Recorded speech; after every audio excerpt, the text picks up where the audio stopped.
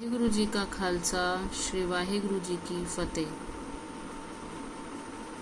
गुरु तेग बहादुर जी के प्रकाश उत्सव पर आज हम उनके बारे में किस प्रकार से निबंध लिख सकते हैं, आज मैं आपको बताने जा रही हूँ।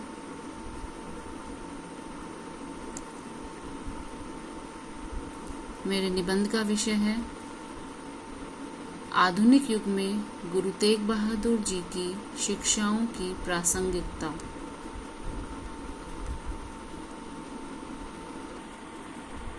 तो किस प्रकार हमें अपने निबंध की शुरुआत करनी चाहिए। सबसे पहले हमने गुरबानी की 2 लाइनें ली हैं, जिससे कि हमारा निबंध बहुत प्रभावशाली लगेगा। धर्म हेत साका जिन किया, शीस दिया पर सिर न दिया। इस महावाक्य को सार्थक करने वाले थे सिखों के नवे गुरु, गुरु तेग बहादुर जी। गुरु तेग बहादुर जी का जन्म 1 अप्रैल 1621 अमृतसर, पंजाब यानी कि भारत में हुआ था। इन्होंने प्रथम गुरु नानक द्वारा बताए गए मार्ग का अनुसरण किया। उनके द्वारा रचित 115 पद्य गुरु ग्रंथ साहिब में सम्मिलित हैं। उन्होंने कश्मीरी पंडितों तथा अन्य हिंदुओं को बलपूर्वक मुसलमान बनाने का विरोध किया। इस्लाम स्वीकार न करने के कारण 1675 में मुगल शासक औरंगजेब ने उन्हें इस्लाम कबूल करने को कहा, पर गुरु साहिब ने कहा, शीश कटा सकते हैं, केस नहीं। ये लाइनें शीश कटा सकते हैं, केस नहीं, ये गुरु साहिब जी द्वारा कही गई थी, इसलिए हम इसे अपने निबंध में शामिल करेंगे। फिर गुरु जी का सबके सामने उसने सिर कटवा दिया।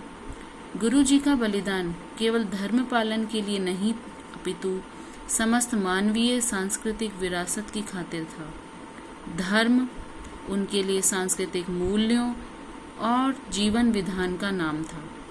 गुरुद्वारा रकाबगंज साहिब तथा गुरुद्वारा शीशगंज साहिब उन स्थानों का स्मरण दिलाते हैं जहां गुरु जी की हत्या की गई थी तथा जहां उनका अंतिम संस्कार किया गया था।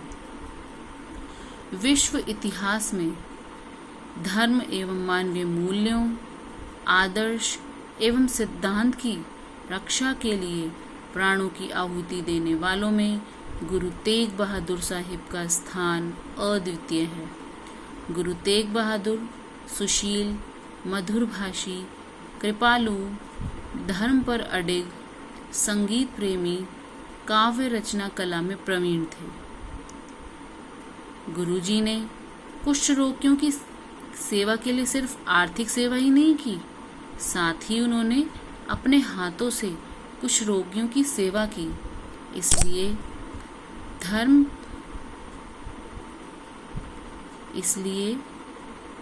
धर्म के शाश्वत मूल्यों के लिए उनका बलि पर चढ़ जाना वस्तुतः सांस्कृतिक विरासत और इस इच्छित जीवन में सिद्धांत के पक्ष में एक परम साहसिक अभियान था।